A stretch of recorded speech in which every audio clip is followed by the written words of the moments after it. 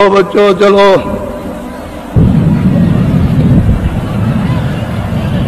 बच्चे और बच्चियों,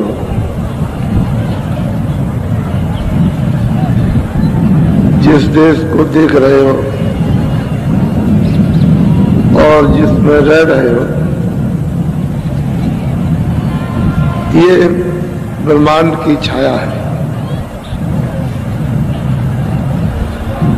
ऊपर के लोगों की छाया। अब छाया को पकड़ते पकड़ते कितने दिन और कितना समय हो गया, अभी तक छाया पकड़ने नहीं आई और सब लोग छाया को पकड़ रहे हैं।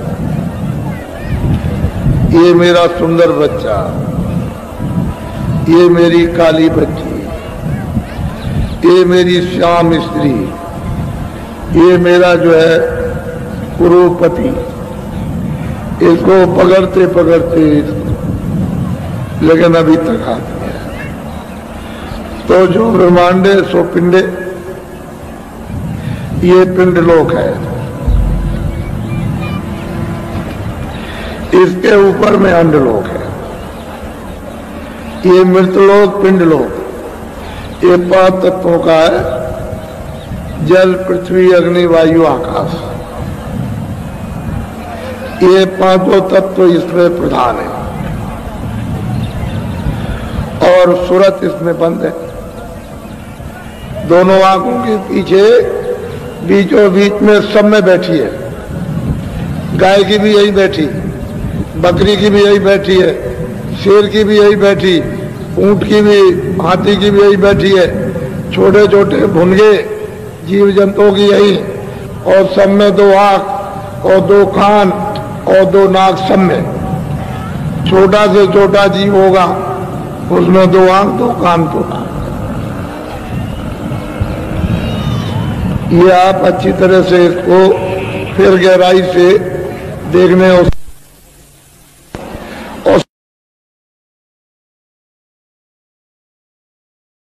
साधन सुन नहीं सकती, साधन कर नहीं सकती। वो अभ्यास नहीं कर सकते, बैठ नहीं सकते, उनको मालूम नहीं कि अभ्यास क्या चीज है। आप अभ्यास कर सकते हो, बैठ सकते हो, लेकिन वो लंबा और वो सीधा सबके यही बैठे इसी जगह पर। ये 5 तत्वों का पिंड लोक है, मृत लोक। बस ये खोल है, सबसे मोटा खोल ही है। इससे मोटा खोल और कोई भी नहीं। इसमें जीवात्मा को बंद कर दिया। अगर इससे आप निकल जाओ, इसको छोड़ दो आप और ऊपर चले जाओ, तो वो अंडलोक है, अंड की रचना है। उसमें ये पिंड नहीं है, ये शरीर नहीं, जल, पृथ्वी, अग्नि, वायु, आकाश नहीं।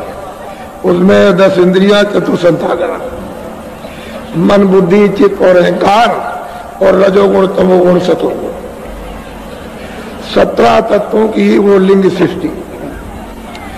और वो जो स्वर्ग वैकुंठ, लिंग सृष्टि का स्थान स्वर्ग वैकुंठ, उसमें इंद्रियां है, 10 इंद्रियां, चतुसंतागण, मन, बुद्धि, चित्त, अहंकार और रजोगुण, तमोगुण, सतोगुण। इसमें इस खोल में जीवात्मा बंद है, लेकिन इससे बहुत बारीक खोल है। ये जड़ है, वो ये जड़ इस तरह का नहीं है, लेकिन खोल तो खोल ही है। वो मतलब ये है कि मुलायम और मतलब है बारीक है, तो उसमें दिखाई देता है। लेकिन अब सवाल प्रश्न इस बात का कि वहां कोई साधना नहीं, लिंग शरीर में रह करके कोई साधना नहीं। साधना होगी तो इसमें, तो इससे जीवात्मा को निकालो पिंड से, इस खोल से 5 तत्वों के, तो फिर लिंग में चली जाए। उसमें बंद है, इसमें से निकलेगा तो लिंग शरीर है। और स्वर्ग वैकुंठ के परे जब शक्ति लोग, ईश्वर का धाम और उसके लोग जितने भी आते हैं वो सूक्ष्म लोग हैं। इनकी सबकी अलग अलग सीमा है। ये यहाँ तक है स्वर्ग, यहाँ तक वैकुंठ है, इसमें लिंग लिंग लोग है, देवलोक। इसके परे सूक्ष्म लोग, वो आद्या माँ शक्ति का, निरंजन भगवान का, और उसमें बहुत बात बात के लोग हैं। वो है सूक्ष्म लोग और 9 तत्वों का है। शब्द स्पर्श रूप रस गंध, शब्द स्पर्श और रूप और रस और सुगंधी, ये 5 ये, और मन बुद्धि चित्त और अहंकार 4 ये हो गए 9 तत्वों का। अब इंद्रियां छूट गई, रजोगुण समोगुण, रजोगुण सतोगुण तमोगुण, ये नीचे रह गया। ये रह गया लिंगलोक में, इंद्रिया निकलोक में रह गई, और सूक्ष्म लोक में ये नहीं है। तो वो आद्या मां शक्ति और ईश्वर का धाम, उसकी एक सीमा है। ये इतना ये सूक्ष्म लोक है। वो भी मतलब ये है कि छोटा मोटा तो नहीं है, वो भी एक तरह से तुम्हारे लिए अपार है। महापुरुषों के लिए तो कुछ नहीं है, लेकिन आपके शास्त्रों के लिए अपार। ऊपर में माया का लोक है, और फिर ब्रह्म का धाम, ईश्वर अलग है ब्रह्म अलग, वो है कारण लोक।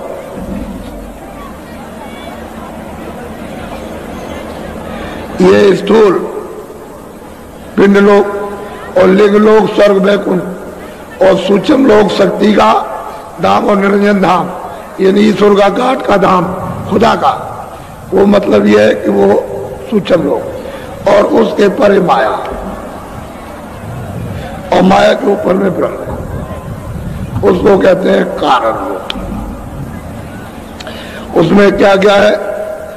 शब्द स्पर्श रूप रस गंध, बस ये 5 तत्वों का है। वहां मन नहीं है, बुद्धि नहीं है, वहां पर चित्त नहीं है, अहंकार नहीं है, रजोगुण नहीं, तमोगुण नहीं, 10 इंद्रियां नहीं है, और ये 5 तत्वों का जल पृथ्वी अग्नि वायु आकाश, ये शरीर, बस शब्द स्पर्श रूप रस गंध। अब सूरत को ये बोध होता है शब्द है, ये रूप है, ये रस है, और ये मतलब ये कि गंध है, ये स्पर्श है, ये वहां पर उसको बोध होता है सूरत को। इसी से निकल के जाएगी और इसी में लौट आएगी, वो है कारण लोक। तो ये कारण लोक बहुत बारीक झिल्ली है, यानी कपड़ा वो भी है, एक तरह का कपड़ा है बहुत झिल्ली, उसमें दिखाई तो देता है सब, लेकिन सूरत उसमें बंद है। अब इसके परे अगर सूरत चली जाए तो कर्मों की हद के परे चली गई, परे, तो उधर है प्रकृति लोक, प्रकृति लोक है, और ऊपर में पार ब्रह्म है विराजमान। तो सूरत जब उस धार को, उस नाम को, शब्द को पकड़ लेती है तो शब्द रूप हो जाती है। अब यही सूरत जो दोनों आंखों के बीचों बीच बैठी है, ये वहां जाकर के स्वयं शब्द रूप। अब इसको न स्पर्श, न इसका शब्द है, न इसका रस, न रूप, न गंध, अब शब्द रूप हो गई, ये दूसरों को देने लगी। अब दूसरों को इससे रस मिलने लगेगा, शक्ति मिलने लगेगी, ज्ञान मिलने लगेगा, शब्द रूप हो जाती है। जब सूरत शब्द रूप हो जाती है तो वो पार उतर जाती है, उस सूरत का जन्म नहीं होता, फिर वो यहां नहीं आएगी, या वह नहीं निकल जाएगी, फिर चली गई ऊपर, उधर अब कर्मों की हद के परे चली गई। अब ये चारों शरीरों से अलग अलग हो गई, तो ऊपर में अलग अलग है, तो पार ब्रह्म का उसकी छाया ब्रह्मलोक में, ब्रह्मलोक की छाया ईश्वर लोक में, ईश्वर लोक की छाया है स्वर्ग वैकुंठ लोक में, और वैकुंठ की छाया यहाँ। तो जो ब्रह्मांडे सो पिंडे। अब यहाँ ढूंढ रहे हो आप, क्या मिलेगा आपको? कुछ नहीं, कुछ पता ही नहीं है किसी को जानते हो। और ये तो इतना है कि अगर अंदर की तरफ में जब जब सूरज जाती है तो देखती है कि माया का लोक कितना बड़ा है। ये जितना सारा संसार, स्वर्ग वैकुंठ, इससे कितना करोड़ों हिस्सा बड़ा, ऊंचा और नीचा, कितने करोड़ों, यानी योजन, मील ही नहीं है वहां, कोस नहीं है, योजन है। तो इतना तो उसका माया का लोक बड़ा। तो ऐसे लोग को ये पार करके सुरत उस पार कैसे जा सकते हैं? ऐसे कोई इसको नहीं ले जा सकता। इसलिए इसको ऐसे बंधनों में जकड़ के रखा कि निकल के किसी तरह से जाने न पाए। लेकिन महापुरुषों ने ऐसी कृपा और दया की है कि धीरे से इनको अपना सत्संग दिया, वचन सुनाए, दुनिया का सब कुछ बोध कराया और कहा देखो यहाँ क्या है तुम्हारा, जिसमें तुम कुछ चाहते हो कुछ मिला, तो ये खुद ही चिल्लाता हमको कुछ नहीं। अभी हम पूछ रहे थे जब मिल रहे थे, मैंने कहा भाई कुछ मिला के, लेकिन कुछ नहीं मिला, फंस गया और रास्ता तो अपने को मालूम नहीं क्या करना। अपना तो कोई तदबीर, कोई उपाय, कोई मतलब बुद्धि विवेक, कोई काम करता नहीं है, कोई तीर तलवार भी नहीं कि उसको साफ कर दे। अब वो तो रास्ते से साफ, क्या करे बेचारे, फंस गए। इस तरह से जीवात्मा को उधर ला करके और शरीरों में बंद करके और यहाँ ला करके वेस्ट में डाल दिया, खोल में। वैसे तो शुरू में जब विधान नहीं बना था पाप का, पुण्य का, सत्य का, सत्य का, तो सूरत यहाँ बैठी थी, पूरा रास्ता खुला था, आँख खुली थी, कान खुले थे, ये सब सुनती थी और सब देखती थी। कोई चीज आज से अंत तक, जहाँ इसका घर था, जिस रूह के जिस पिता के पास से आई वहां और यहाँ तक कुछ रास्ता बंद नहीं था, खुला हुआ था। लेकिन पीछे से जब रहते रहते रहते रहते जब जान लिया कि तुम सब चले जाओगे तो बंधन लगा दिया। तब बंधन लगाया तो आपको कर्मों से बाधा कि अभी तक तो रास्ता खुला था, अब लो, अब ये पुण्य करो, ये पाप करो, और पुण्य का पुण्य और पुण्य का पुण्य सबका अलग अलग उसका जमा रहेगा। उसी को कहते हैं संचित कर्म। पहले कभी के आपके जमा है, जब ये सब आप रोक लोगे तो संचित कर्मों का आप तो वो मिलेगा आपको उस कारण, यानी पर्दे से बाहर जाने के लिए शरीर से, और उसमें नहीं करे तो फिर लौट आओगे, फिर वापस आओगे, फिर सूक्ष्म शरीर के अलग जमा होंगे, लिंग शरीर के अलग जमा होंगे, स्थूल शरीर के अलग, तो सबका भोग अलग अलग है। अगर आपको मिल गया कोई तब तो आप कुछ कर सकते हो, नहीं करेंगे, नहीं जा सकते। तो जो ब्रह्मांड है सो पिंड है।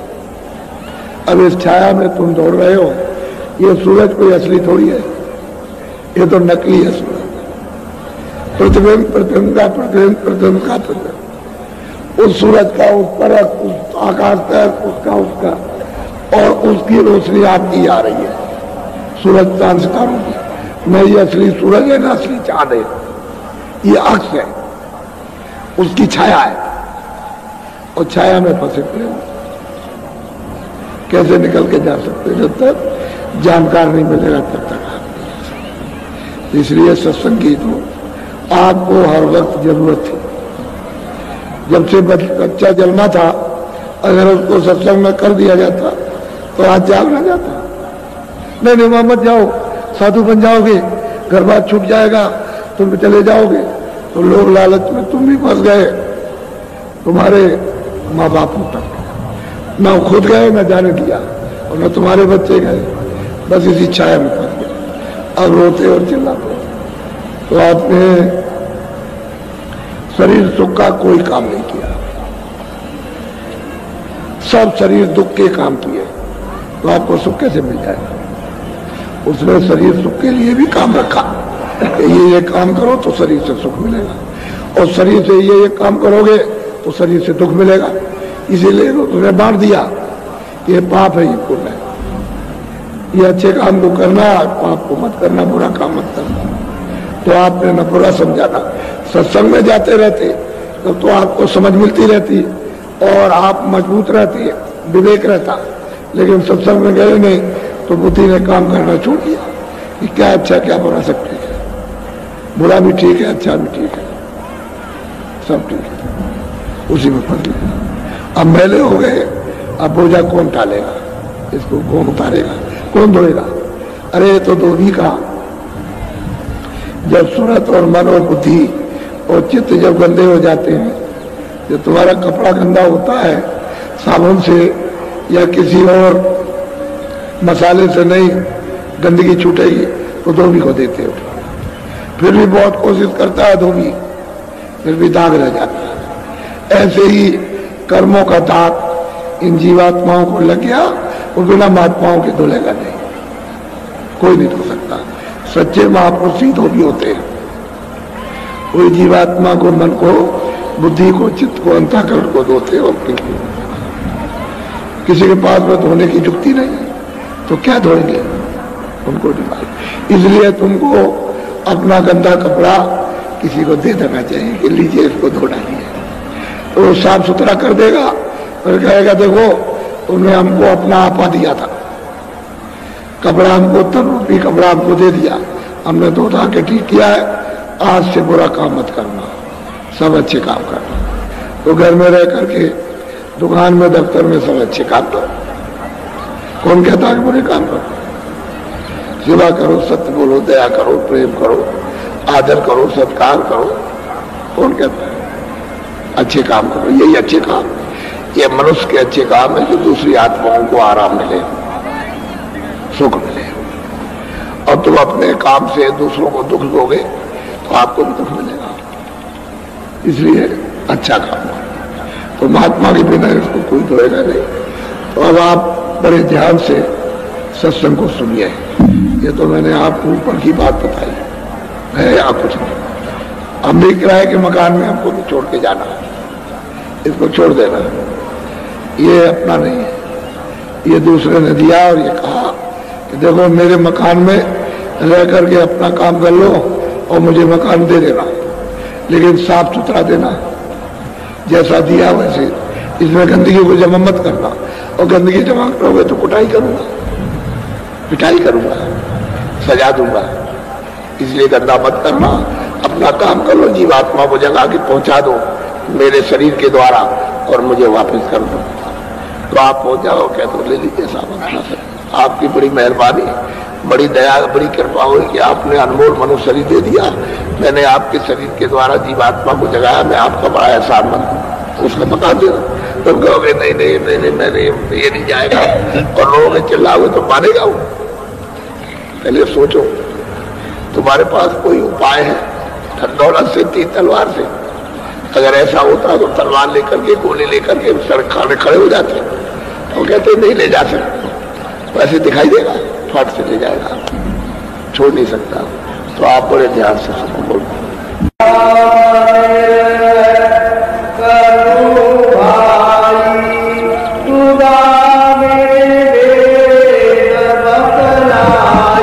तमाम लोग कहते हैं कोई ईश्वर है, कोई खुदा है, कोई राम है, कोई कृष्ण है, कोई कोई है। ये सब लोग चिल्लाते हैं। अरे भाई ये लोग जो आए, राम आए, कृष्ण आए, यह मतलब है मोहम्मद साहब आए, ईसा मसीह आए, ये जितने भी लोग आए अपने अपने वक्त में, अपने अपने वक्त में और अपने अपने स्थान के ठीक थे। इनको भी किसी काम के लिए भेजा था। एक सूरत, एक जीवात्मा, एक रूह ऊपर से उतार दी जाती है कि जाओ, लोग में व्यवस्था बिगड़ गई, धर्मनाश हो गया, प्रेम चला गया, दया चली गई, सेवा चली गई, आदर सत्कार, जाओ इनको शिक्षा दो जाकर। तो उनको वो शक्ति पावर देती है, शक्ति देकर के, ताकत देकर के आप देते थे। वो कहती है जाओ काम करो जाकर। तो यहाँ आते हैं और काम करते हैं, और फिर उसके बाद काम किया, वापस हो गए, वापस हो गए। कोई अपने अपने स्थान के अवतार कहलाते हैं। कोई दुर्गा अवतार, कोई ब्रह्म का अवतार, कोई पार्वती का अवतार, कोई ब्रह्मा का अवतार, कोई विष्णु का अवतार, कोई शक्ति का, कोई कहलाते हैं। तो अपने अपने समय में जिसने जिसको प्राप्त किया था वो ठीक था, लेकिन अब तो कुछ हो नहीं सकता, कि उनको तो आपने देखा नहीं कि राम कैसे थे, कृष्ण कैसे थे। उस समय ठीक था, और वो जो नाम थे वो अपने वक्त में ठीक थे, लेकिन अब उनसे कुछ नहीं होगा। क्यों नहीं होगा? कि अब कोई कमाई वाला होना चाहिए जो नाम जिसने सिद्ध किया हो। जो नाम सिद्ध करेगा उसी नाम का जीवात्माओं को लाभ होगा। जो नाम सिद्ध नहीं करेगा उससे कोई लाभ नहीं। चाहे वो सतयुग का नाम हो, चाहे त्रेता का नाम, चाहे द्वापर का नाम, चाहे कलयुग का, सिद्ध किया हुआ नाम लाभ करता है बगैर सिद्ध के। तो हम लोग पढ़ते रहते हैं, सिद्धि तो करते नहीं। अब महापुरुष कहते हैं कि भाई इसका भेद नाम का हम आपको समझाते हैं। कहते हैं भाई भेद क्या है नाम का? नाम किसको कहते हैं? राम राम राम राम, कृष्ण कृष्ण कृष्ण, खुदा खुदा खुदा खुदा, घाट घाट घाट, कोई भी चिल्लाते रहो, देवी देवी देवी, कुछ भी चिल्लाओ, लेकिन नाम क्या चीज है उसको महापुरुषों ने बिल्कुल साफ साफ कर दिया। असल में चीज यह है कि आप उनको बुरा क्यों कहते हो? अपने वक्त में ठीक है, अब काम नहीं होगा उससे, इसलिए वो अनेकों नाम का है। विष्णु भगवान के 1000 नाम, तो परमात्मा के उसके बहुत नाम। ऐसा तुमने क्यों कह दिया एक ही नाम? उसके बहुत से नाम। अरे तुम घर में देखो, पिता को पिता कहोगे, पिता को फादर कहोगे, पिता को डैडी कहोगे, पिता को ये कहोगे। अब वो तुम हो तो एक ही, लेकिन यह है कि कई भाषा में बोलते हो कि ठीक है हमें। इसी तरह से उसके अनेकों नाम रख दीजिए, फिर भी कोई नाम नहीं, और वो सब नामों में बोलेगा, लेकिन सिद्ध तो करो। सिद्ध नहीं करोगे कोई लाभ नहीं करेगा। तो आप लोग अभी तक भ्रम में थे कि जय गुरुदेव नाम तो कोई किसी आदमी का, मेरा नाम तो है नहीं। जय गुरुदेव मेरा नाम नहीं है और ना आपका, ये उसका नाम है। ये जब तक जगाया नहीं जाएगा, सिद्ध नहीं होगा, तब तक कोई लाभ नहीं करने वाला। तो जगाने की जरूरत, सिद्ध करने की जरूरत, तब जाके लाभ होता है। और आप लोग इस राज को, इस रहस्य को समझते नहीं हो, तो बड़े प्यार से समझा रहे सब कि भाई नाम क्या चीज है, इसका दोनों का भेद बोलो।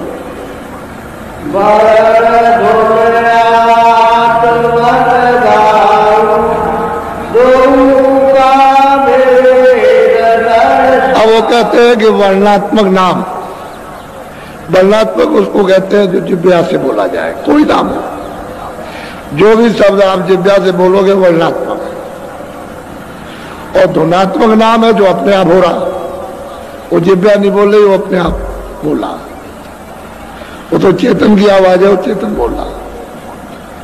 और उसको कौन सुनेगी? सूरत।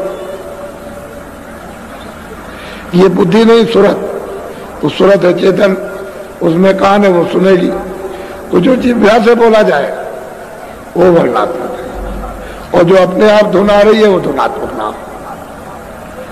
तो असल में सूरत को कैसे दोगे?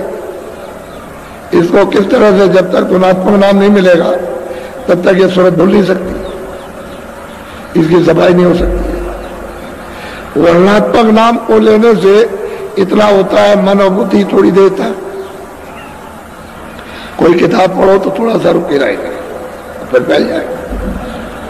तो मन बुद्धि चित्त अगर विवेक से पढ़ोगे, कोई भी किताब महात्मा की किसी की पढ़ो और विवेक से पढ़ो, तो मन और बुद्धि और चित्त है, ये आपके थोड़े बहुत रुकते हैं और शुद्ध होते हैं। लेकिन जीवात्मा पर उसका कोई असर नहीं। इनसे मदद ले सकते हो, लेकिन धुनात्मक नाम से सफाई होगी। जो अंदर कूड़ा कचरा जमा कर रखा है कर्मों का, वो बिना धुनात्मक नाम के जाएगा।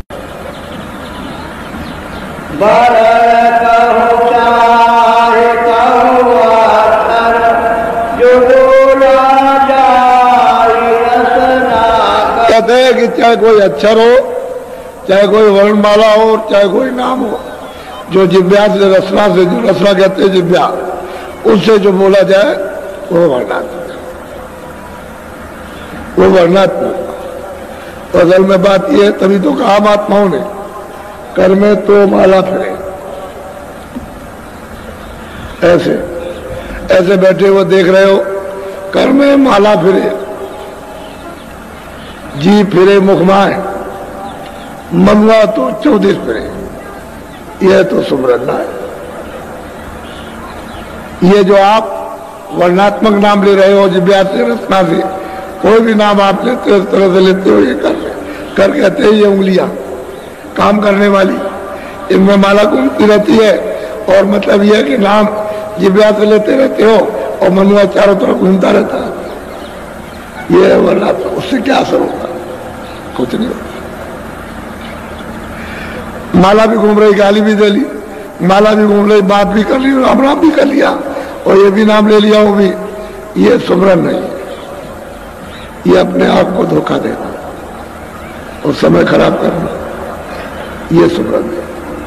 जो आप सोच रहे हो कि इससे हमारी सफाई हो जाएगी, इससे सफाई नहीं। बोलो।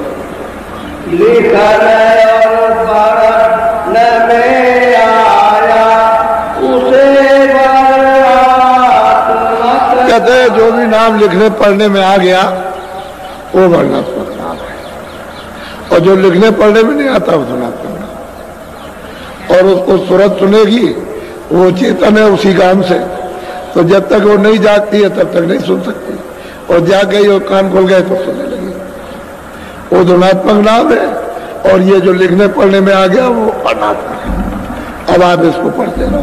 तो जरूरत तो थी आपको कि इससे मदद लेते इंद्रियों की शुद्धि सफाई के लिए, और साफ हो जाती तो अंदर की चीज पकड़ लेते, अंदर का नाम पकड़ लेते। क्योंकि वो तो आवाज दे ही रहा, वो तो नाम जगा हुआ और सो कब रहा, वो तो चेतन, वो तो बोल रहा, वो तो सब जीवात्माओं को घाट पर बुला रहा, लेकिन आवाज घाट में आएगी। घाट छोड़ दोगे तो आवाज सुनाई नहीं देगी। घाट पर आवाज आ रही है, अब तुम उधर सुन नहीं रहे। जैसे कोई आवाज होती रहे, तुम लगे हुए हो, मशगूल हो, तद्रूप हो किसी काम में, किसी बात में, और आवाज आ रही है, और उन्होंने कहा देखो इधर से आवाज आ रही, तो जब आपने बंद किया, ध्यान हटा, तब आपको सुनाई दिया कि बात तो आ रही। इसी तरह से जब महात्मा वेदी मिल जाए, कहते अरे भाई इधर से जरा चल जाओ, रुको, इधर से जरा उधर ध्यान देके सुनो, देखो ऊपर से बुला रहा, तो जब आप सुनोगे तो सुनाई देगा। तो ये लिखने पढ़ने में आया वर्णात्मक नाम। तो बहुत तरह के नाम आए, एक दो नाम, किसी ने कुछ कहा, किसी ने कुछ कहा, किसी ने सतयुग का नाम, किसी ने त्रेता का नाम, किसी ने द्वापर का, कलयुग लगा हुआ।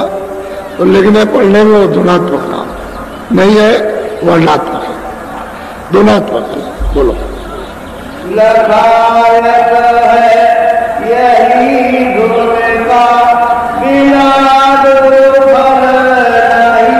कहते हैं कि फल कब मिलेगा? जो आपको जिव्या से, यानी आपको बताया गया कि ये नाम है, तो मतलब है कि ये उसको लखाएगा। लेकिन कब लखाएगा? जब इसका भेदी धुन का मिल जाएगा गुरु। बिना गुरु के नहीं लखेगा। ये नाम बगैर गुरु के उसको नहीं पा सकते हो, वो गुरु मिलना चाहिए, जो ऐसे वर्णात्मक नाम से मन बुद्धि चित्त को साफ कर दे, और फिर उसके बाद अंदर धसा दे, और उससे मिला दे, तो उससे उसको दिखा दे, क्योंकि ये नाम है वर्णात्मक, ये तो नात्मक नाम है। दोनों को बता दे कि ये काम किया इंद्रियों की सफाई, और इससे सूरत को मांझो, जीवात्मा की शुद्धि सफाई कर लो, तब वो पर्दा उतरता है गंदगी का। नहीं तो पर्दे पे पर्दा, पर्दे पे पर्दा, पर्दे पे लेप चढ़ा, कर्मों का लेप चढ़ा हुआ उतरता है तो दिखाई देता है कि कैसे कैसे उतारा जाता है, उतरता है। तभी तो सूरत को अनुभव होता कि हमारे ऊपर कर्मों के कितने पर्दे लदे हुए, बगैर उसके नहीं हो सकता। कहते हैं इसका भेदी मिलना चाहिए, तो लखने में आएगा। भेदी नहीं मिलेगा गुरु, तो आप इसको नहीं देख सकते, न सुन सकते। बोलो। मेरे गुरु नाम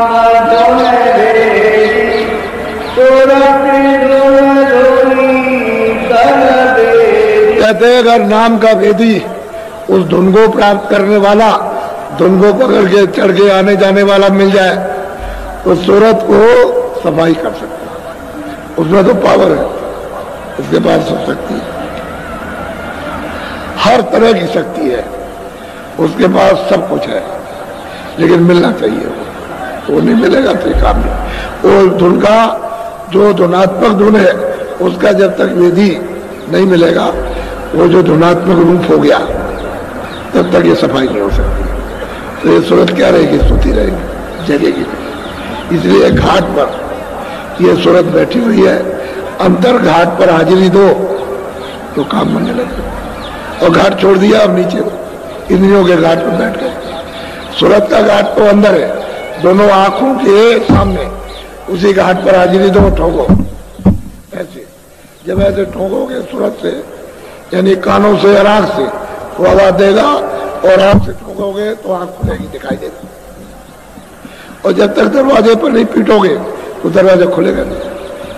तो आप बार बार पीटते रहते इंद्रियों के घाट पर। वो इंद्रियों के घाट पर है, धुन तो इंद्रियों के घाट पर आ नहीं रही, धुन तो सूरत के घाट पर आ रही, जहाँ सूरत बैठी हुई है उस घाट पर धुन आ रही, और वो आपका छूट गया। अब बिना भेदी के, बिना जानकार के ये नहीं हो सकता। वही सूरत को जोड़ेगा नाम के साथ, उस धुन के साथ, जो धुनात्मक धुन है उसके साथ जोड़ देगा। उसमें चेतनता है और शक्ति और आकर्षण है, तो इस तरह से खींचता है। तो इसी यानी मनुष्य शरीर से जीवात्मा को निकाल के बाहर कर देगा। बाहर हो जाती है शरीर, जैसे मौत के वक्त में शरीर से जीवात्मा बाहर निकल जाती है, ऐसे ही साधन के वक्त में बाहर निकल जाती है। इसको छोड़ देती है ढांचे को और ऊपर चली जाती है, और वहां घूम घाम कर सब कुछ देखकर, सब कुछ अनुभव करके फिर वापस आ जाएगी। लेकिन शरीर को कोई छेड़ नहीं सकता, उस शरीर की पूरी रखवाली रहती है, उसको कोई छू नहीं सकता। बोलो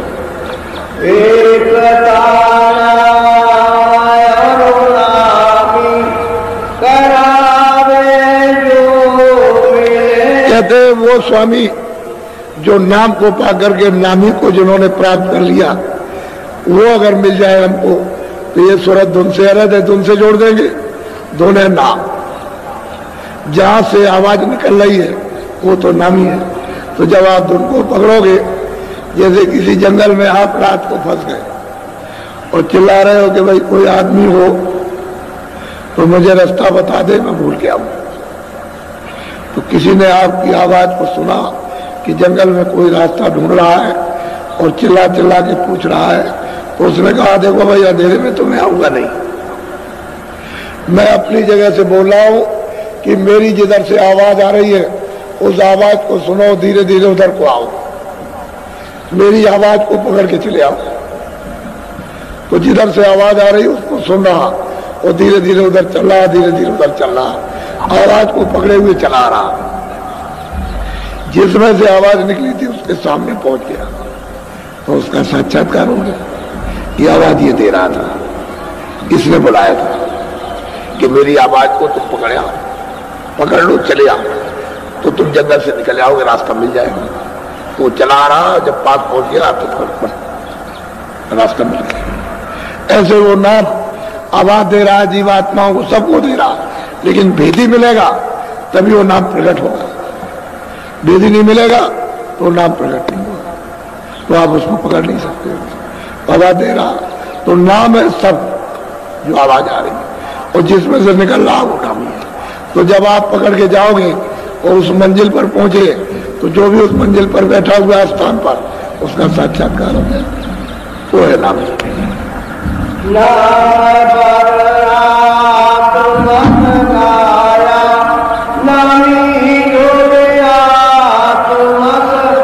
कहते हैं कि वर्णात्मक नाम को बताया कि बाहर का नाम है जो लिखने पढ़ने में आया, और सूरत का जो नाम है शब्द, वो मैंने आपको बताया कि ये इससे तुम लखोगे, देखोगे, और उससे मिला दिया। तो सूरतों को जगह करके नाम से जोड़कर कभी तो ले जाते, ऐसे नहीं ले जा सकती कि ऐसी जगह नाम के ले जाए।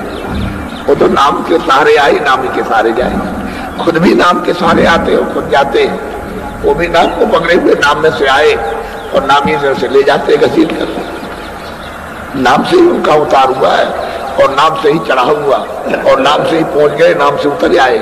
आप आपको जब जोड़ देंगे तो चढ़ा ले जाएंगे, तो ये सूरत भी नाम से चढ़ करके जाएगी। तो दो धाराएं, नेगेटिव पॉजिटिव, एक धारा फेंकती है और एक धारा खींचती है। जो गंदी धारा है उसको नीचे फेंकती है और जो उज्जवल धारा है उसको खींच लेती है। तो नाम क्या है? उज्जवल है, उसका भेद महापुरुष जानते हैं और कोई नहीं जानता है। वैसे आवाजें तो बहुत है, बहुत तरह की बाणियां हैं, तरह तरह की बाणियां, देव बाणी, आकाश बाणी, ब्रह्म बाणी, भांत भांत की बाजे बज रहे, कीर्तन हो रहे, सब कुछ है, गाने गुने हो रहे, तरह तरह के हो रहे, अद्भुत, जो लिखने पढ़ने में नहीं आ सकते। लेकिन जब उसका भेद ही मिलेगा तभी आप इससे निकल सकते हैं, बगैर उसके नहीं जा सकते। उधर तो सारा काम तो उधर ही है, अंदर धसा दिया और जब सामने घाट खुल गया और प्रकाश है तो उस रचना से निकाल के ले जाना मुश्किल है। वो इतनी आनंददायक रचना है कि छोड़ता नहीं है जीव। जब याद नहीं छोड़ता है गंदी चीज को, तो वो इतनी आनंद की रचना है तो उसको नहीं छोड़ता कि जरा इसको देख लूं, इसको देख लूं। तो कहते हैं भैया कुछ नहीं, आगे चल। तो ले जाने वाला तो चतुर होना चाहिए, नहीं तो कहीं ना कहीं फंस जाएगा, फंस जाएगा, रुक जाएगा, नहीं जा सकता आगे। तो पूरा भेद ही मिलेगा, तब वो नहीं।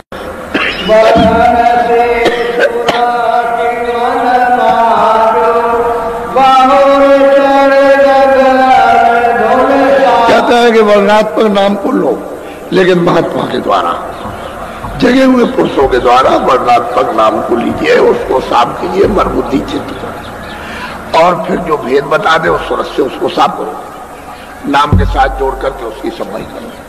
तो तुम मेहनत करो, कुछ वो करेंगे, ऊपर से दया रहेगी, ऊपर से वो कृपा कर रहा। जब वो महापुरुष मिल जाते हैं तो दया सीधे आने लगती, नहीं मिलते हैं तो पता नहीं चलता कि दया किसका नाम, तो नहीं जगेगी। तो उस नाम से तो जीवात्मा की सफाई होती है और फिर जोड़ देते हैं उसके साथ। जैसे ही, क्योंकि ये सूरत उस शब्द ही का एक जर्रा है, ये उसमें मिलना चाहती है लेकिन उसको मिलता नहीं, इसलिए वो भटक रही चारों तरफ। जब उसको धार मिल गई अपनी तो फिर छोड़ती नहीं, फिर तो उसमें ताकत आ गई, शक्ति आ गई, उसके अंदर ज्ञान आ गया, फिर वो फंस नहीं सकती, इससे निकल जाएगी। तो शब्द की धार को पकड़ के जब वो ताकत पा जाती है तो मन बुद्धि चित्त फिर कुछ नहीं कर सकते, फिर ये फीके हो जाते हैं, क्योंकि इसमें तो कोई रस है नहीं। जब आनंद उसको मिला तो ये सब रस फीके हो गए। मन इधर क्या तो करें, मन तो ऊपर से आया हुआ, वहां से उसको जब आनंद मिला तो चुप हो गया, कुछ नहीं, बस तब जाकर के सूरत सत्य के साथ जुड़ती है और फिर चढ़ती है, तब जलवा देखती है, तब दृश्य देखती है, क्योंकि वो तो अद्भुत अद्भुत रचना ऊपर। बोलो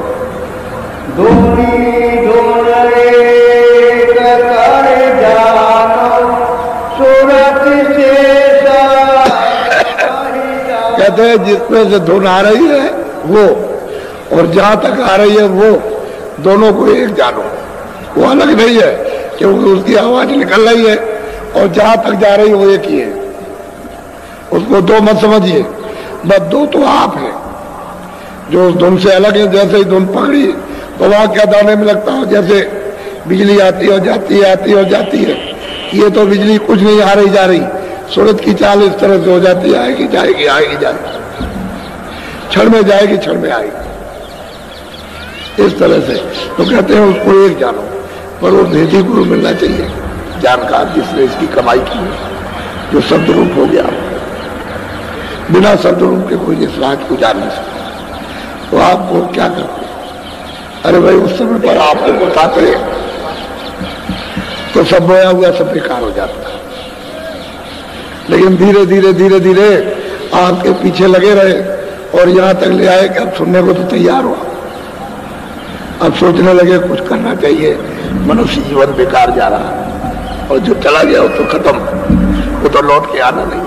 जो आज का दिन खत्म हो जाएगा कल नहीं आएगा, जो पीछे की आपकी आयु खत्म हो गई लौट के आनी नहीं है। अब जो आगे बाकी रह गए उसी में कुछ काम कर, तो उसमें क्यों नहीं करते? आपको सुलभ रास्ता, सीधा आसान, मदद करने को तैयार हूं, अंदर से भी बाहर से भी। तो थोड़ी सी तुम कम से कम थोड़ी मेहनत करो, निमित्त मानो, थोड़ी आप करो, थोड़ी मेहनत हम करें, जल्दी से वो काम हो, शुद्धि सफाई हो जाए, घाट खुल जाए, तभी तो आप चल पाओगे। उधर तो मैदान खुले हुए, उधर तो कोई बंधन तो है नहीं, उधर तो ये तो रोशनी कुछ नहीं है, ये क्या है, कुछ भी नहीं, ये तो उसकी छाया है। जो उधर है वो तो क्या वर्णन किया जाए, क्या आपको पता है। लेकिन इनमें से जो बैठ के देखते हैं वो कहते हैं कि मेरा जीवन बेकार, होते बेकार चला गया। अरे भाई वो तो चीज ऐसी है, जीवन बेकार गया, इसमें लगे पड़े रहे आप, इसमें बर्बाद हो गए, कुछ नहीं रहा, नाश कर दिया अपने समय को और आप अपने जीवन को, क्योंकि मनुष्य शरीर फिर कहाँ मिलना। ये तो मतलब ये छूटा तो सज्जों तो आप रहता, कितने खत्म होंगे, फिर मिलेगा ही। आपको तो ये मालूम है नहीं है, इस ज्ञान को तो आप जानते नहीं हो। महापुरुषों को मालूम है कि फिर मनुष्य शरीर मिलता है, फिर जीवात्मा की दशा क्या होगी। इसलिए कहते हैं कि वो जिसमें से धुन आ रही है और जहां तक आवाज जा रही है वो एक है, वो तो तुम उससे जुड़े नहीं, इसलिए दो मालूम होते हैं। जो तुम जुड़ गए उसके पास पहुंच गए, लौट आए और पहुंच गए, लौट आए पहुंच गए, और तुम भी एक हो जाओगे, फिर अलग नहीं रहोगे, फिर एक ही हो जाओगे। इस तरह से अलग अलग खंडों में उसने मतलब ये कि रचना शब्दों की विस्तार किया, सारा रचना ही शब्दों की है, आवाज की रचना है। यानी 24 घंटे घंटा घड़ियाल तुम्हारे कानों तक बज रहा है जोर शोर के साथ में, लेकिन तुमको कभी सुनाई नहीं देता, क्योंकि कान तुम्हारे बंद है, आंख बंद है। और ये खुल जाए तो इतनी जोर से बज रहा है 24 घंटे और चारों कुटुंबों से लगातार, कि इतनी आवाज किसी में है ही नहीं, किसी चीज में आ नहीं आती, इतनी आवाज हो रही। तो असल में बात यह है कि वो मिलना चाहिए, इसका भेदी, वो नहीं मिलेगा कुछ नहीं। बोलो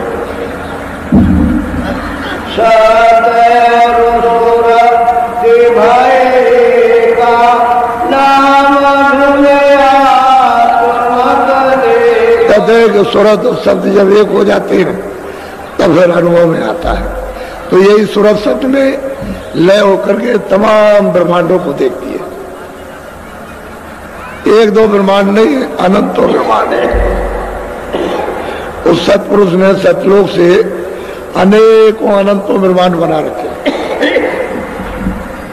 और खचाखच जीवात्माएं भरी हुई है उनमें, कोई जगह जरा सी भी खाली नहीं है।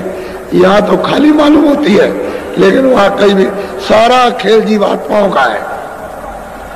यानी पलक के मारते महल तैयार कर दे, इतना बड़ा महल जितना सारा संसार है, इतना बड़ा एक पलक के मारिए अब तैयार हो गया।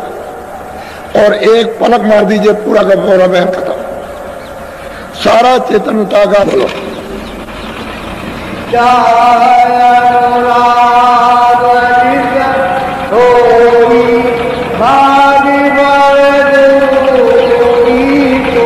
कहते हैं कि जिसके अंदर चाहना है मालिक को प्राप्त करने की, और वो खोज रहा है कि कोई गुरु मिल जाए, कोई जानकार मिल जाए, कोई वेदी मिल जाए, तो जरूर मिलेगा, निश्चित मिल जाएगा, और सच्चा रास्ता मिल जाएगा। जब रास्ता सच्चा वेद मिला तो करनी करो, करनी करो, मार मन डालो इंद्रिय रोग द्वारा।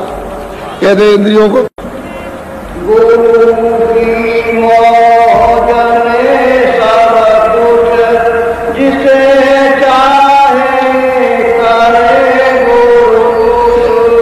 कहते हैं गुरु की मौज में सब कुछ है। बात असली यह है कि जिसको चाहे उसको मार दे, जिसको चाहे घसीट ले, दरवाजे पे बैठा ले, नाम के साथ जो उनकी मौज में सब कुछ है। तो तुमने कभी उनकी मौज मर्जी पर की? जो मन में आया, जो बुद्धि में आया, वो काम करते रहो, चिल्लाते रहे, अरे भाई ये काम मत करो, ये मत करो, ये मत करो, बस वही काम कर रहे हो, अपनी बुद्धि लड़ा रहे हो, इंद्रियों की तरफ भाग रहे हो, और जो देना चाहते हैं उनकी कभी मौज मर्जी तुमने कभी परखी, कभी मौज ली उनकी? उनकी मौज तो वापस ले जाने की है, तुम्हारी मौज है फंसने की। तो कहते हैं उनकी मौज मर्जी में सबको, जिसे चाहे उसे उबारे। अब वो भी बात मौज मर्जी पर है, लेकिन पहुंच तो जाओ वहां तक। उनकी मौज मर्जी को, इच्छा को ले तो लो कि वो चाहते क्या है, तो तुम वो भी नहीं चाहते, भागते हो इधर उधर, तुझे क्या मिलेगा, बहुत पिता है, परेशान है, अब चारों तरफ से घिरा है, हैरान, न घर में न बाहर कुछ है। अब सोचता है क्या करे, अरे क्या है तेरे सामने तो मौत ही है और कुछ नहीं, अंधेरे अंधेरा है, कुछ होने वाला कुछ भी नहीं है। तो कहते हैं वो महापुरुष मिल जाए तो तेरा लोक भी बन जाएगा और तेरा परलोक भी बन जाएगा, दोनों काम तेरे सुधर जाएंगे, ये भी सुधरेगा वो भी सुधरेगा। अब वो मौज मर्जी है तो तेरा ये भी सुधार हो जाए, मौज मर्जी ले ले तो वो भी काम बने, जीवात्मा भी जाग जाए और घर की तरफ चल पड़े, ये भी काम आसानी से कर लेना और काम हो जाएगा, लेकिन मौज मर्जी। बोलो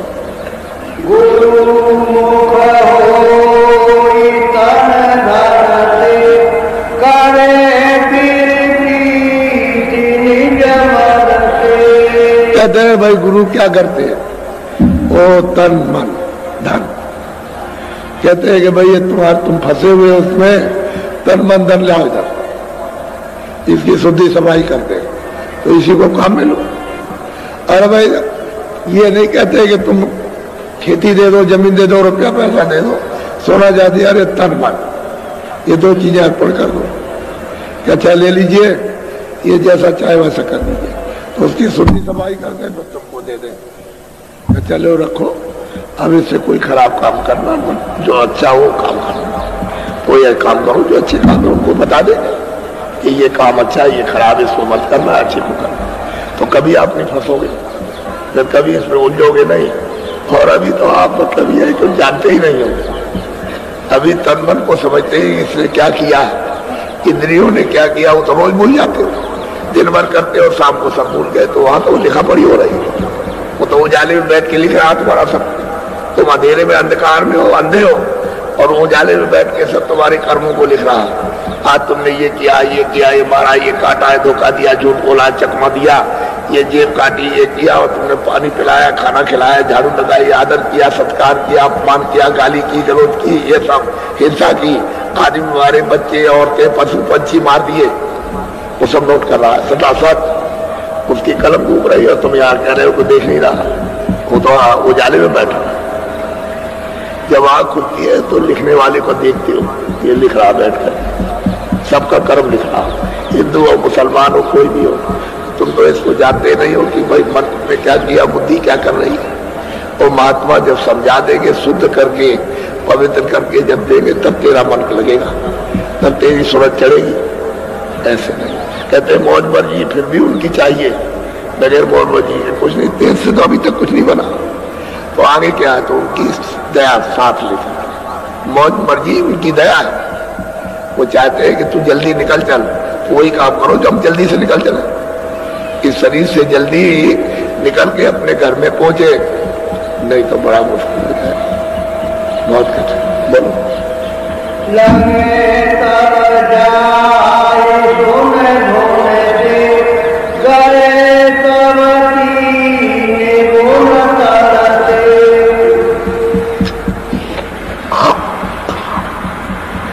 यही मन बुद्धि चित्त को जब साफ कर देते हैं तो ये इस पर जा करके तुमसे लग जाती है, हर वक्त 24 घंटे सुनती है, उसको पकड़े रहती है, रात को भी दिन को भी।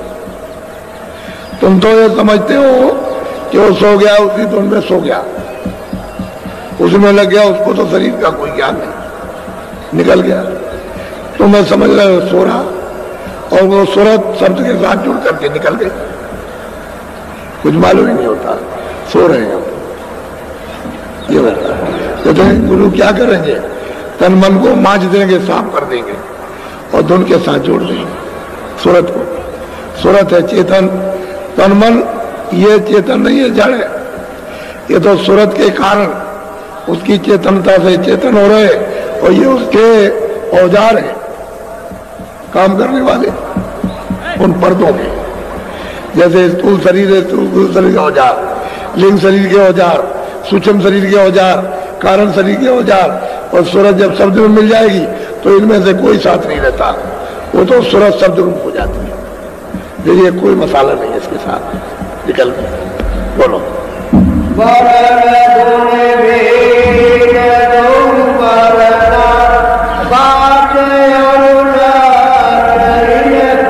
कहते हैं कि हमने वर्णात्मक नाम भी बताया और धुनात्मक भी, जो जिब्या से बोला जाए उसका क्या होगा और सूरत से सुना जाएगा उस नाम को क्या कहते हैं? कहते हैं दोनों का अलग अलग बता दिया। लेकिन जो जानकार, जो पूरे होते हैं महापुरुष, उनसे नाम फिर आप लीजिए तो वो कमाया हुआ नाम है, सिद्ध किया हुआ वो नाम लाभ करता है। मन बुद्धि चित्त को, इंद्रियों को साफ करता है। जब शुद्धि सफाई करेगा तो अंदर में आप जल्दी से काम कर लो। फिर सूरत को शब्द के साथ जुड़ करके उसको बाजना है, ये सफाई पर्दा उतारना, गंदगी। यानी गंदगी ऐसे जाती है जैसे आंधी आई,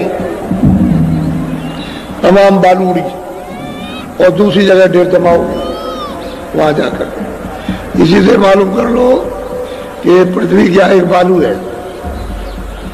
जब हवा चलेगी तो सारी बालू उड़ जाएगी। ये पहाड़ कुछ नहीं रहते, एक भी पत्थर नहीं।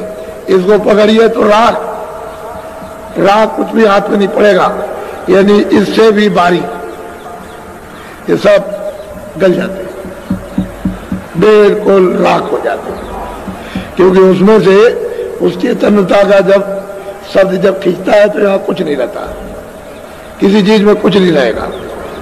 पृथ्वी में कुछ नहीं रहेगा, अग्नि में कुछ नहीं, पानी में कुछ नहीं रहेगा, आकाश में कुछ नहीं रहेगा। सात चीज एकदम सूख करके फिर कोने से देर नहीं लगती है। ऊपर से आसमान से अगर आवाज घंटे और संग की निरंजन भगवान बंद कर दे तो पलक के मारते थे ये सारा संसार खत्म हो गया। एक ऐसे पलक मारिए खत्म, क्योंकि उन्हीं की आवाज पर तो ये टिका हुआ है। चारों तरफ आवाज गूंज रही, उसी पर ये सब तना हुआ है। और आवाज को बंद किया, सब सिमट गया। जैसे ही ऐसे आवाज को उसने खींचा और बंद किया, सब सिमट जाएगा, कुछ नहीं रहता है, कुछ है ही नहीं। तभी तो महाप्रलय में सब सिमट जाता है। ऐसे वो आवाज ऐसे धीरे से खींचता सिमटता चला आता। इधर देखिए ऐसे करके ऐसे, बस ऐसे हो गया, कुछ नहीं रहे। जमीन आसमान पूरा पश्चिम सूरज चांद सितारे आदमी जानवर पशु पक्षी कुछ नहीं, स्वर्ग और वैकुंठ कुछ नहीं रहते, सब ऐसे समझ जाते हैं। तो सारा खेल तो शब्द का है, नाम का, आवाज का है, बाजों का है, साउंड का है, यानी देववाणी कर्मा और आयतों का है। ये सारी रचना उसी पर है। लेकिन सूरत कब सुनेगी? जब कान खुल जाएंगे तब देखती है कि किस तरह की आवाजें हो रही हैं, तब उसको भांत भांत की आवाजों का अनुभव होता है। अलग अलग मंडलों की अलग अलग आवाजें हैं। स्वर की आवाज अलग है, उनकी आवाज अलग है, शक्ति लोक की अलग है, ईश्वर के लोक की अलग है, यहाँ की आवाज अलग है। तो यहाँ की आवाज तो ये शरीर सुन ही रहा है, लेकिन वो आवाज चेतन आवाज है, अलग अलग आवाज है। उसी आवाज से उसमें मंडल में, उसी ब्रह्मांड में जीव आत्माएं रहती हैं। अगर वो न रहे तो वहां टिक नहीं सकते। तो सारा खेल जो है शब्द का है, नाम का, आवाज का है, उसके बगैर कहीं कुछ नहीं। तो ये सारी सृष्टि ही नाम के शब्द की है। और ये खारिज किया हुआ मसाला है, ये यानी वहां से निकाल दिया गया। अब ये मसाला वहां जाएगा नहीं। इसीलिए तो जीवात्माओं को भेजा था कि उतार आओ नीचे, और नीचे उतार करके हम अपना बोध भेजते हैं, उसको हमेशा प्राप्त करते रहना, उसके द्वारा चले आना। तो यहाँ नीचे आए तो यहाँ फंस गया। बस इतनी गलती हो गई आपको तो जगा हुआ रहना चाहिए था। लेकिन हाँ, बहुत सी सूरतें आई, वापिस हो गई पीछे से, यानी आपको कानून में फंसा करके वो बांध लिया। अब वो जाने नहीं देता। अब वो महात्मा आते हैं तो कहते हैं अरे भाई अब से जाग जाओ, अब चलो हम तुमको मदद देंगे। तो आप चलिए, तो उनके पास जाओगे तभी तो हम।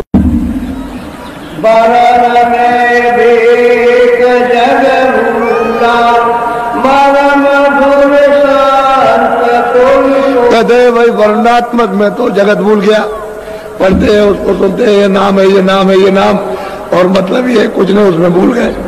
लेकिन जो धुनात्मक नाम है उसको संत जानते हैं, उन्हीं को मालूम, और किसी को पता नहीं कि जो अपने आप धुन हो रही है, जो लेकर के आई थी और लेकर के लेने के लिए तैयार खड़ी है। वो महात्मा जब सिद्ध कर लेते हैं तो वही तो नाम जहाज है। नाम नौका उस पर सवार हो, बहुत सागर से उतर क्यों आप जन्मों मरो, क्यों 84 और क्यों नरकों में जाओ, पार उतर जाओ। यही मनुष्य शरीर पार उतरने का है। जितने लोग आए वो मरने के पहले पार उतर गए, पार उतारा। जैसे गोस्वामी जी आए, नानक जी आए, रैदास जी आए, या मीराबाई और तमाम लोग आए इसी कलयुग में 700 वर्ष के अंदर, तो तमाम जीवों को पार उतार दिया। ऐसा थोड़ी कि ऐसे ही आए चले गए, ऐसे भी पार उतार। इसलिए बड़े सौभाग्य तुम्हारे कि तुम ऐसे स्थान पर ये मान करके आए हो कि चलो वही कुछ ले आएंगे। ये तो हम जानते हैं कि आपको तकलीफ है, हमको सब मालूम है, बहुत कष्ट है, तरह तरह के भांत भांत के कष्ट हैं, और तुम्हारे कष्टों को कोई सुनने वाला है ही नहीं। जो तुमको पड़ोसती है और राज की जो कुछ भी पीड़ा है उसको कोई सुनने वाला नहीं। वो तो तुम्हारी पीड़ा तो जो तुम्हारे दर्द को जानता है वो सुनेगा, बाकी कोई सुनने वाला नहीं। और तुम रोते ही रहोगे, क्या होने वाला है। इसलिए तो मुझे मालूम है कि आप बड़े दुखी हो, बड़ी तकलीफ में हो, लेकिन मैं ये सोचता हूँ कि इसी के बीच में अगर तुमको ये अमूलक चीज मिल जाए तो तुम्हारा ये सदा के लिए कंटक कट जाए, कि सदा के लिए छुटकारा पा जाओ। फिर काहे को पीड़ा में आते, अरे सीधा रास्ता चल पड़ो। तो जो भजन करते हैं उनका पार से भी संकट हल्का हो जाता है, दुख जाता है, तकलीफ जाती है। जब भजन करोगे सच्चा तो तकलीफ जाएगी, भजन करोगे शक्ति प्राप्त होगी, भजन करोगे आनंद होगा, और भजन करोगे तो सूरज जाग जाएगी, भजन करोगे शरीर से निकल के चल पड़ोगे। तो भजन करने से बड़े लाभ लोक के परलोक की, इधर का भी सुधार उधर का भी सुधार। और नहीं तो समझ जाना, बोलो।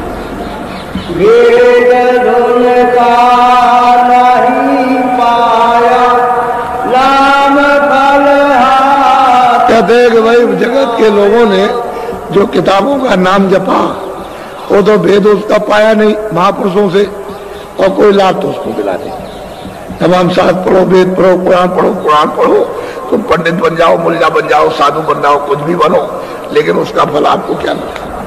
खुद नहीं मिला तो दूसरों को क्या देंगे? जब तक उसका भेद ही नहीं मिलेगा, वो पूरा नहीं मिलेगा भेद जानने वाला, तब तक ये फल आपको नहीं मिल सकता।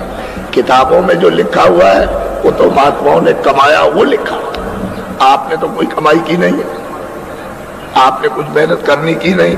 किताबें आपने अक्षर है उसको पढ़ लिया तो उसमें समझ में क्या आएगा? वो तो घाट पर आपको कमाई करना है। जो हरि का घाट है, जिस पर जीवात्मा दोनों आंखों के मध्य में बैठी हुई, उसी के सामने घाट है। तो उस पर कभी आप बैठे कि चलो घाट पर पहुंचे हम? वो तो हरि की पौड़ी है, पौड़ी कहते हैं सीढ़ी, वही से सीढ़ी है, उसी पर तो चढ़ के जाएंगे आप। वो तो नाम की शब्दों की सीढ़ी लगा रखी है उसने। जब आप एक नाम शब्द को पकड़ोगे बस चढ़ चढ़ो, बस सीढ़ी बनाई, सीढ़ी दर सीढ़ी, इस सीढ़ी दूसरी सीढ़ी तीसरी सीढ़ी, इस तरह से सीढ़ी पर चढ़ जाओ, पकड़ पकड़ करके उसी धुनी को, उसी का आवाज को, उसी बाजे को जब पकड़ के चढ़ोगे तभी तो पार होगे। ऐसे कैसे पार हो जाओगे? तो उसका भेदी कोई मिला नहीं, तो उसका फल इनको कुछ नहीं मिला।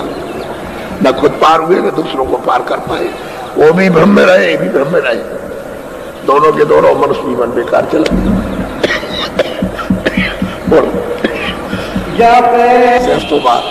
लेकिन आंख तो तुम्हारी खुली नहीं। तीसरी आंख दिमाग ज्ञान चक्षु जो सूरत में है वो तो आपका खुला नहीं, वो तो जैसे कहते ऐसे ही राह दे रहे। तो आपको लाभ क्या हुआ? अरे सहस्त्र और लाख आपने जब डाले नाम को, जब आपने किताबों को पढ़ करके, लेकिन आंख तो नहीं खुली, कान तो नहीं खुले आपके, तो मिला आपको क्या? और बगैर धुन के वेदी के कोई कुछ पा नहीं सकता। बोलो।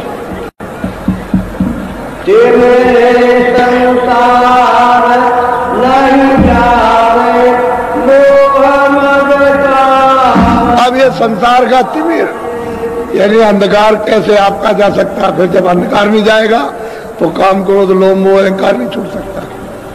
कभी काम, कभी क्रोध, कभी लोभ, कभी मोह, कभी अहंकार, ये आपको दर दर पटकेंगे और गिरा देंगे आपको। ये तो जाएगा नहीं। क्यों? कि तिमिर कहते हैं अंधकार नहीं गया, आंख खुली नहीं। और सहस्त्र और लाखों जपने का अहंकार हो गया, और अहंकार उसको हुआ कि करा कराया सब गया। जब आया अहंकार, कहते हमने ये पढ़ा, हमने ये नाम लिया, हमने वो नाम लिया, अब आपको अहंकार आ गया तो सब चला गया हाथ से।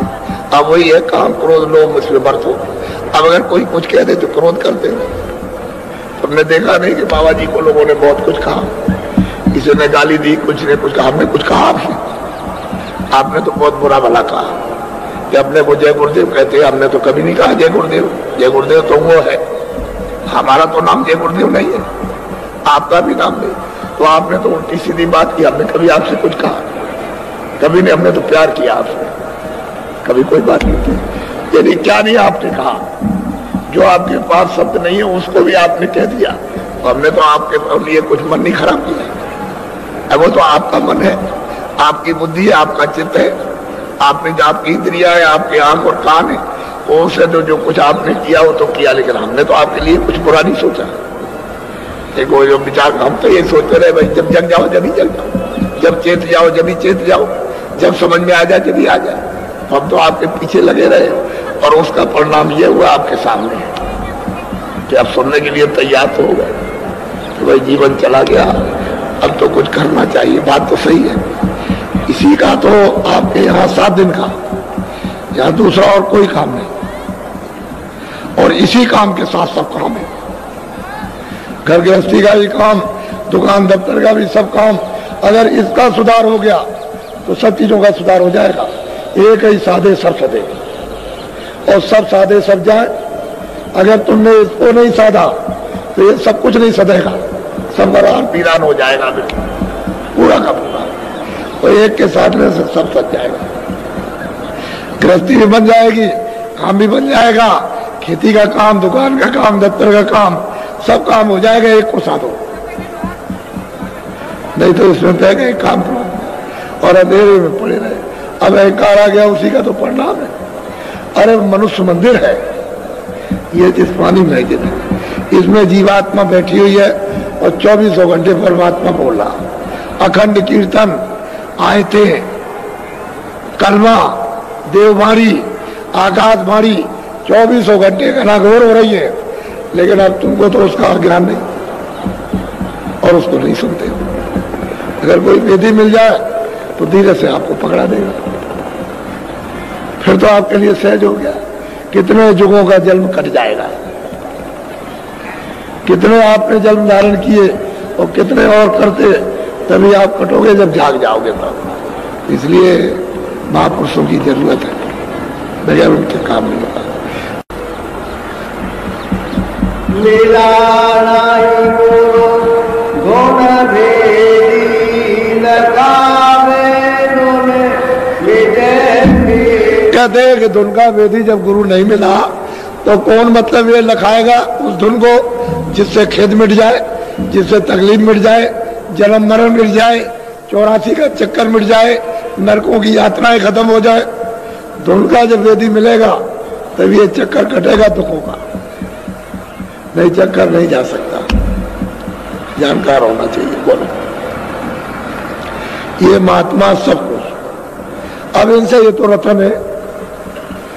अब आपको तो ये मालूम नहीं, अगर मैं वैसे बोलने लगूं तो आप कहोगे अपने पास से कोई चीज कर रहे हो, तो मैं कोई चीज क्यों, मैं तो प्रमाण दे दूं आपको, एक नहीं 1 लाख।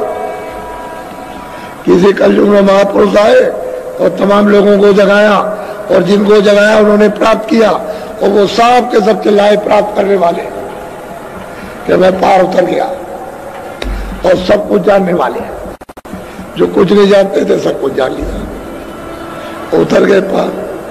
ये घर आपका नहीं है, परदेश है, या कोई आराम से नहीं रह सकता। बोलो, काल में बोधि उन छेड़ी मुक्त नर दे। आप कहते हैं कि कर्मों के बसीभूत होकर काल ने उनकी बुद्धि को भ्रमित कर दिया, ठोक ठोक करके, और कहते हैं कि हमने लाख और सहस्त्रों बार यानी नाम जप लिया, लेकिन आंख नहीं खुली, रहे संशय भरम में। तो बुद्धि खूब ठोक डाली और घसीट करके लिए जा रहा। वो ले जाएगा वहां 4 खानों में 84 लतियों में, वहां बंद करेगा और फिर सख्त सजा देगा।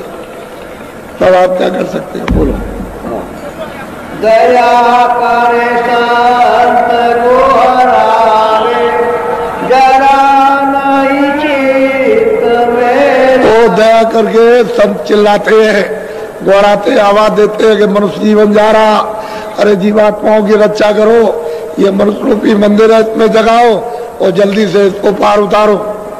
तो जरा भी चित्त में नहीं देते, उधर ध्यान नहीं देते, सोचते ही नहीं बुद्धि से। कोई कितना चिल्ला रहा, आवाज दे रहा। अभी देखो गुरु पूर्णिमा हुई थी कुंडा में, पहले उधर गोरखपुर में, फिर बस्ती में, फिर इधर में आपके कुंडा में, फिर आपके उधर निगोआ में, फिर आपके त्रिवेणी संगम पर प्रयागराज में। अभी गुरु चिल्ला रहे हैं आप, अरे कुछ कर लो, कुछ कर लो, अरे कुछ ले लो, ये 100 अवसर नहीं मिलेगा। और देखो इतने बीच में कितने आदमी चले गए। उनसे कहा था कि तुम 2 महीने 4 महीने में चले जाओगे, उसी के अंदर कुछ प्राप्त करो, सुनते रहे। इससे ये मालूम हुआ कि उनकी बुद्धि को काल के कर्मों यानी इस देश के कर्मों ने छेद डाला, छेदन कर दिया। छेदन का मतलब भेदन कर दिया, नष्ट कर दिया, संशय में डाल दिया, इसलिए कुछ नहीं करते। और संत को हराते चिल्लाते हैं, भाई जा रहे हो डूबने, जा रहे हो डूबने, अरे उतर जाओ पार, अभी समय है, तो सुनते नहीं। बोलो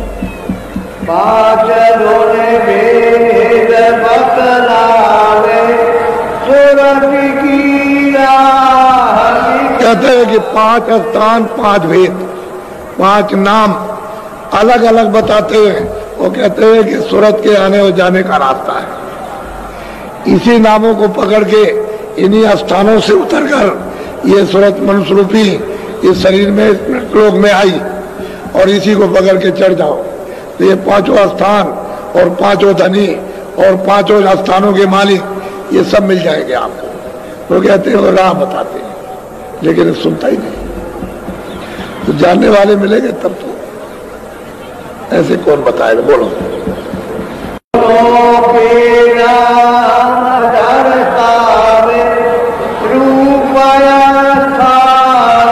कहते हैं कि दोनों के नाम कि उनकी ये है आवाज, उसकी है ये आवाज है, ये उसका रूप है, ये उसका स्थान है, सब दर्शाते, सब बताते।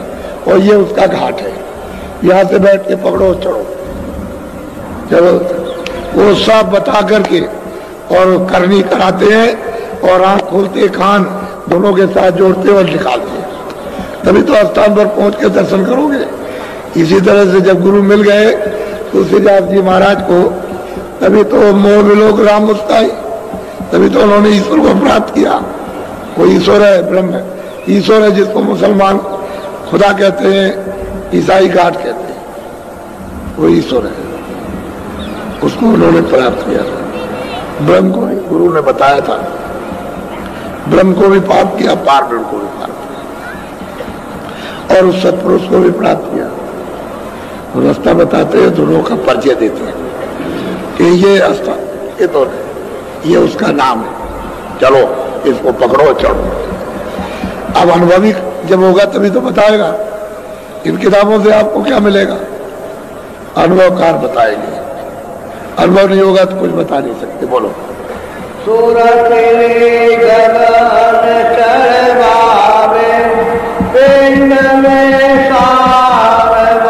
कहते मंदिर में इसी में जीवात्मा जगा कर गगन में उसे जमीन की तरफ, घर की तरफ, यानी तुम्हारे शरीर से ऊपर को आकाश है, लेकिन वहां जीवात्माओं की जमीन ऊपर है, नीचे आसमान है। उधर से अपनी जमीन से आए हो, अब शरीर में बंद कर दिया तो शरीर की जमीन नीचे है, तो कहते हैं ऊपर गगन की तरफ चलो, ऊपर।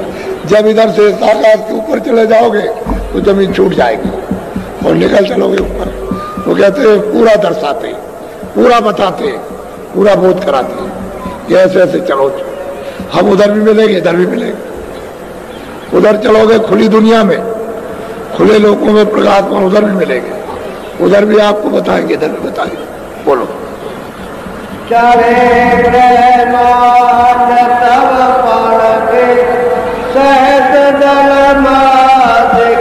कहते हैं कि जब उधर चढ़े तब ब्रह्मांड परखेगा, तब देखेगा। और फिर सबसे पहले सहदल कमल, जिसमें निरंजन भगवान ईश्वर बैठे हुए, वहां जाकर के तब उसको देखने को मिलेगा कि ये ब्रह्मांड किस तरह के है, इन ब्रह्मांडों में क्या है, तब बोध होता है सूरत को। ऐसे बोध नहीं होगा। ये नीचे बैठी रहेगी और क्या हो सकता है, वो तो ऊंची मंजिल पर जाए तो ये मालूम होता है कि इतना सा है, ये सारा देश इतना सा, और ये सामने ऐसे दिखाई देता है जैसे ये। वो नहीं, याद है तो तुम्हारी आंखों के लिए और बुद्धि के लिए तो हम एक और बहुत दूर है, लेकिन ऊपर से नीचे सामने सब दिखाई देते हैं। जितने भी लोग हैं सब दिखाई देते हैं सामने, वो कोई दूर थोड़ी है वहां से, इतनी ऊंची मंजिल है, वहां से सामने सब दिखाई। इसलिए तब ये ब्रह्मांड देखने को मिलता है।